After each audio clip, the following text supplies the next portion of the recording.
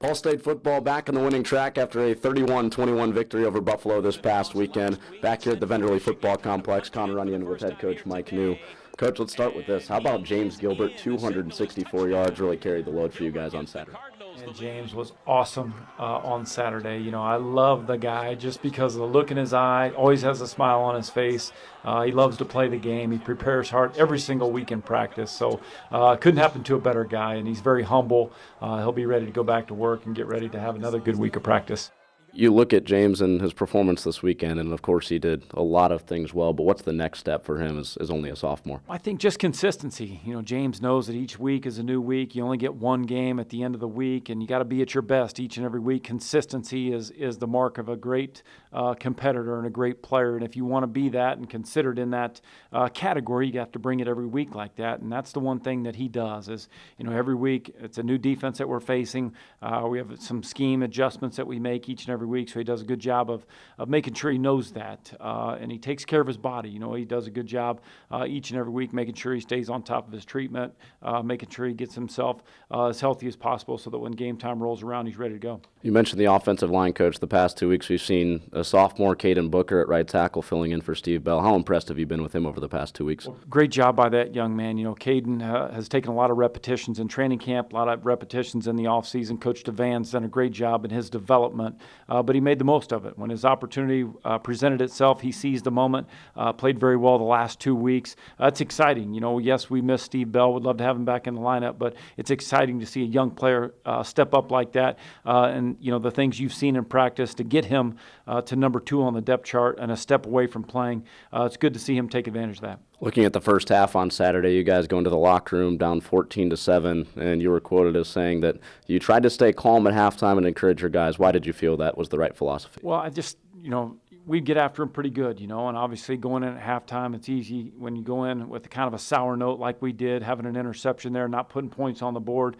We knew we had the ball coming out in the second half, and so for us, the way our guys have responded in previous games in the second half, I thought it was important just to stay calm, stay cool, make sure they know, listen, this is what's at stake. We're trying to get our first MAC win. What's going to unfold here the next 30 minutes is going to be a critical factor in determining how our season unfolds and plays out, and I'm proud of the way the guys responded. Yes, we got to fix our first half woes, if you will, and make sure we have that mindset and mentality like we do in the second half. Well, that switch flipped in the second half, and it was led by a couple of explosive plays. James with some long runs, Swetney with a big catch down the field. How important are those explosive plays to an offense? Well, it's very important because it gives a defense going. You know, they can't just bring their safeties closer and closer and closer to the line of scrimmage, knowing that, okay, they're not going to be able to get a big play over the top on us. So when you can get a big play like that, just keeps them on their heels a little bit. There's a respect now that, they're going to take a shot deep. They've got some execution of those type plays on tape. So I think just from that, the respect factor alone, knowing that that's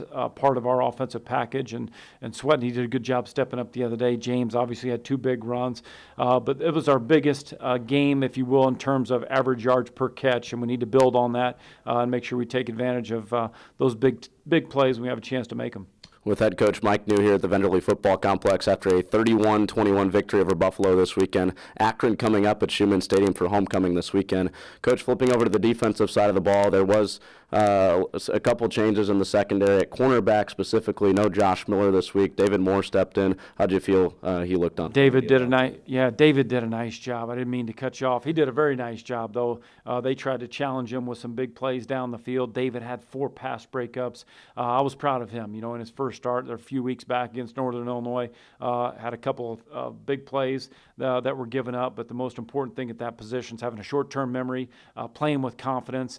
David's done that. I think his confidence really grew the other day. To have 4 pass breakups in a game you don't see that very often. So proud of him for that, and I know he's looking to build on that. Your top 2 tacklers are 2 of your leaders on the defense, Martez Hester and Sean Wiggins at linebacker. Of course, they were the guys identified as vocal leaders in the preseason, but how have they kind of back that up with their play? Well, I think consistency-wise, those two guys, you see the same thing from them each and every week. They're always ready to play. They have a great understanding of the defensive scheme. They do a good job in their preparation each and every week. It's good to see that when your captains are having those kind of performances on the field and they're among your leaders in terms of tackling and production on the field. It's always good for our younger players to see that in our program and know that, hey, man, these guys have put in a lot of hard work and the results are showing for them. Win number 1 of the Mid-American Conference, looking for win number 2 against Akron this weekend. Now, they took one in the mouth this weekend against Western Michigan, a 41-0 loss. From the film that you've seen on them, what went wrong for Akron this week? Well, I think it's, as much as anything else, the credit goes to Western Michigan because they're just simply not making very many mistakes. They're playing with a ton of confidence. Obviously, they got a top 20 ranking now. So I think as much as anything, the credit goes to Western Michigan for just, they're playing at a high level right now, and Akron is a good football team. They won 2 MAC games prior to that contest. They're 4-3. They're in the thick of things. They had a very good year last year, so they got a lot of good things going on with their program right now. It's going to be a great game. Their film, they've got, offensively, they're number 3 in the league in scoring offense, so we got to be prepared. They've got some big-time playmakers on the outside. They got a good running game. They got a quarterback. They can make some plays with their feet. They played 2 guys this year due to injury, so we got to be ready to go. We'll be up for the challenge. It's exciting to come back home for homecoming here, first of a 3-game homestand for us, and we're looking forward to having a great atmosphere at Schumann Stadium, full house. We look forward to our fans and giving us an advantage here at home. Going along with that full house that you're expecting on Saturday, how many of your former teammates can we expect? Well, there's going to be quite a few guys back, which is awesome. And hey, there's a job to be done here, though. We got a game to be played, and hopefully when the game is over, there'll be a chance to sing the fight song with those guys, not only on the field, but also in the locker room, and then share some good stories that night. But yeah, most importantly, we got a game, big-time game for us to be played here. Homecoming, you always want to win at home, and this is a big game for us, getting our second win in the MAC. Of course, there's a lot of history surrounding homecoming, including some games that you played in. What's the most profound memory that you can recall? Well, that 1993 homecoming game for me, being down 30-3, and there's 3 minutes left to go in the third quarter, and we find we just kept fighting, scratching, clawing, and we come back and win that game 31-30, and went on to win the MAC championship that year. So there's nothing more special for me in my time here at Ball State as a player than that moment. So, but that's in the past. We got to come out here and write our own chapter now, and our guys have to have a great week, and we're looking forward to a big game here on Saturday. Coach, some theatrics like that would be fun on Saturday. Hopefully it's a little bit easier on your guys. That's right. We'd love to have one of those, but hey, we just keep sticking together, finding a way to overcome adversity, and it's a team game. That's why you play 2 halves. Hey, thanks, Coach. Thanks a lot, Coach. Best of luck this weekend against Akron. Head Coach Mike New. We've got James Gilbert, the star, on Saturday, coming up next here on Facebook Live. At Stoops, we're driven by sunny skies, full hearts, and good clean fun. By life's biggest moments and the every single day. By Friday nights, Sunday mornings, and the 9-to-5 grind. We're driven to protect you and yours and ignite the senses to help you get lost so you may find yourself.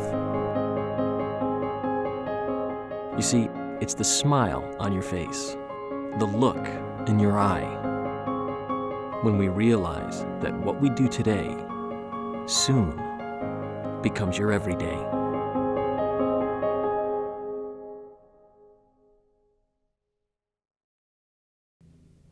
The star of the show with us from Saturday, live here in person on Facebook Live. Running back James Gilbert rushed for 264 yards in the win against Buffalo on Saturday. James, what was working for you out there? Just finding the hole, trusting that the offensive line was going to get their guy blocked, and I just trusted it and found the crease, and receivers blocked good all game, so it was just working for me. Coach New talked about how you've gotten better as the season has worn on. How have you gotten stronger? Basically, it just starts with practice. You have a good preparation of practice every week. Just working hard, getting better. Basically, like the more carries I get, the better I get, obviously. So that's been working for me so far. How much do you go into the huddle and ask for the football?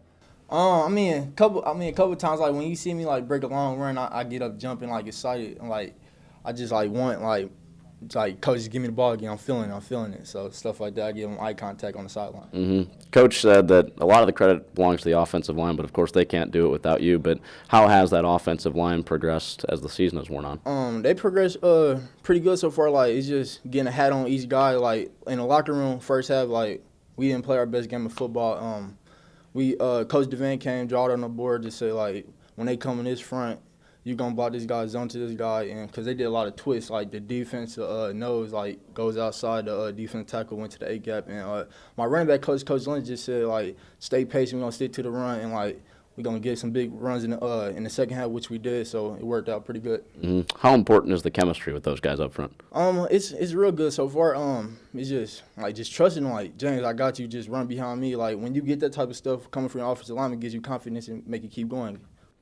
And you had two running backs that were here before you that have played a role earlier on in the season with Darian Green and Teddy Williamson. When you came in as a freshman last year and now into your sophomore year, how have they helped you improve as a running back? I learned a lot from Darian Green. Like, he's a very versatile player. What I learned from him is, like, just, like, be a patient runner, like, set your blocks up, use them as your advantage, and just hit it. Teddy, he's, like, one of our, like, smartest football players on the team. Like, he knows the game. He can tell, like, who's coming on a blitz pickup. Like, I just learned a lot from him, so that both of them have helped me out a lot so far this season. How do you think you've made them better? Just just find a hole, just don't, like, be indecisive, just make a decision, go with it, live with it, and just put the ball down and get it again and keep it rolling. The last 3 weeks it's kind of been building up for you. 100-yard game, now 264 yards. How do you continue to have that success? Just take it one play at a time. I mean, you're going to get your four or 5 yard games, but the big ones come in the second half, and just keep going. Then once you know, you look up, you got 100 right there, so just be consistent. And what's the next step for you in furthering that improvement? Really just going to the film study, just working on film, like look at, like, the defensive front, knowing my read spots, stuff like that, just being very detailed, and it should be successful this week on homecoming. Playing high school football at Arsenal Tech in Indianapolis, why stay close to home and come to Ball State? Family, really, I just want to see my family just come out to my games. I just want to be like a hometown hero, so that's why I chose to play close to home. What's been the most rewarding part about your time so far at Ball State through a year plus?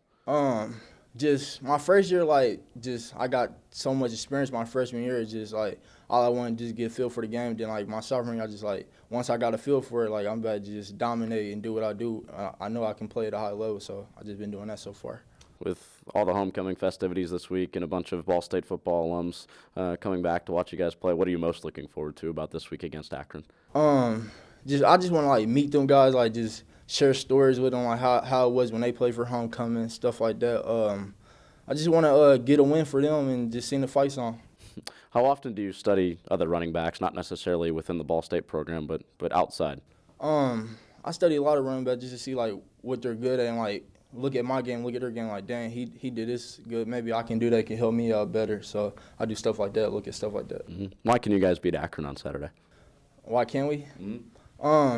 We just be consistent. Like, we just got to come out, like, from the start of the game. Like, last week on Saturday, like, it was a good first series for the defense and offense. Like, the defense got stopped. We scored on our first series, and, like, we got to come out in the first half. Like, we always come out second half, like, on fire, just, like, we just feeling it. So we just got to play a whole full game, 4 quarters of football, and we should beat Akron. James, 264 yards last week, 300 the goal this week? Yes, sir. Well, we'll see if you can get to the 300-yard plateau on Saturday against Akron as they come to town for homecoming here at Schumann Stadium.